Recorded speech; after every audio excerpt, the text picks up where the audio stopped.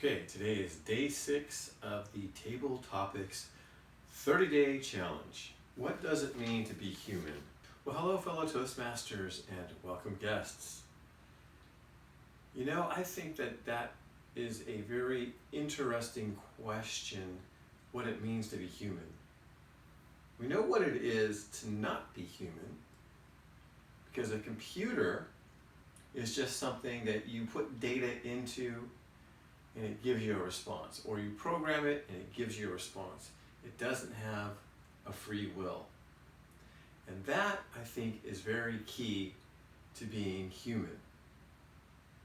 You see, humans, because they have a free will, have the ability to choose if they love or not to love. That is a very key indicator right there. Because again, comparing it to the computer has no choice. It's programmed, it does what it's supposed to, when it's supposed to, as someone controls it. But to really and truly love, you need to be able to have free will to really then give over your heart to somebody else. So to me, that's what it means to be human. Mr. Toastmaster, 119. If you could live one day of your life over again, what would you choose? Well, hello fellow Toastmasters and welcome guests. Haven't we all had an experience like that? Haven't we watched a movie where the time travel was involved and we wanted to be able to go back in time to some moment? Or there's even that movie Groundhog Day with Bill Murray, where he relives the same day over and over and over. And the writer of that story, incidentally, he theorized that that character lived that day over and over for a time span of 30 to 40 years.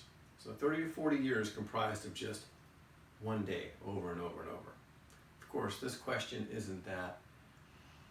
I would say if I was going to relive something, it would have to be the birth of one of my kids. I shouldn't say have to. If I got the privilege of being able to do that, I think it would be sort of neat to go back and capture some of the things that maybe I overlooked because of the emotion of the day, because of being so unsure.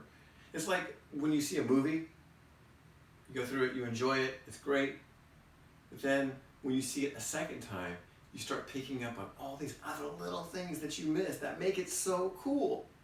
And I think that would probably be the experience I would have if I could go back and relive one of the days of when my kids were born. All right, well, Mr. Toastmaster, 1 minute, 38 seconds. What do you think is worth waiting for? Well, hello, fellow Toastmasters, and welcome guests. Boy, what is worth waiting for? Me to do this Table Topics speech, standing up here to see what I'm going to say. But worth waiting for. Wow, I don't know. There's so many different things that could be part of that question. For instance, if you're a fan of the Olympics and you love the Olympics, which I do, actually I'm more a fan, I think, of the Summer Olympics than I am the winter. There's just more of the sports that I follow or am interested in that happen in the summer. So I think the Olympics are something that are worth waiting for. There's so much human drama, there's so much story there. And you see the lives of these athletes that have trained, that have sacrificed, that have put so much of themselves into preparing for this event. They're not compensated. This is just blood, sweat, and tears. And they go forth, and when it's time, they got to step up and give the performance of their life, regardless of how they are feeling. In fact, that reminds me of the story of Arnold Schwarzenegger when he was entering his first bodybuilding contest. It was that day or the day before he got a call from his mom that said, "Your father's died, you need to come home." And he said, "I can't, Mom. I got to do this contest. I'll be home after." That's dedication. That's, wow, I couldn't have done it. So that, to me, Summer Olympics, something worth waiting for. Madam Toastmaster. Minute 52, it's getting close.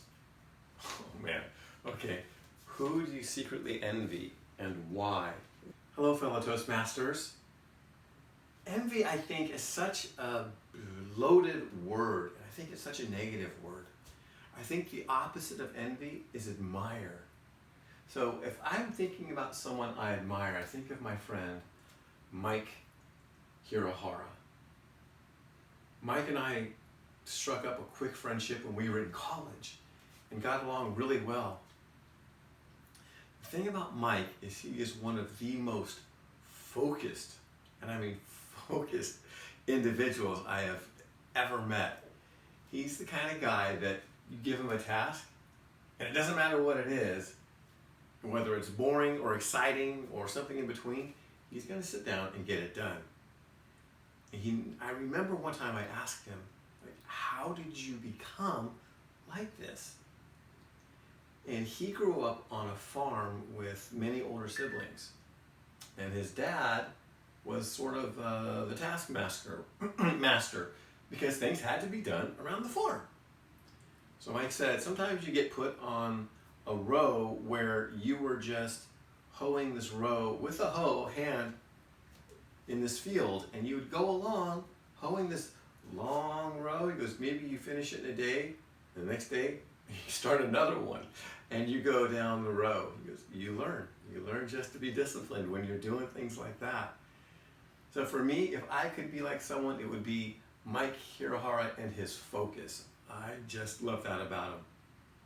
Mr. Toastmaster, minute 46-ish.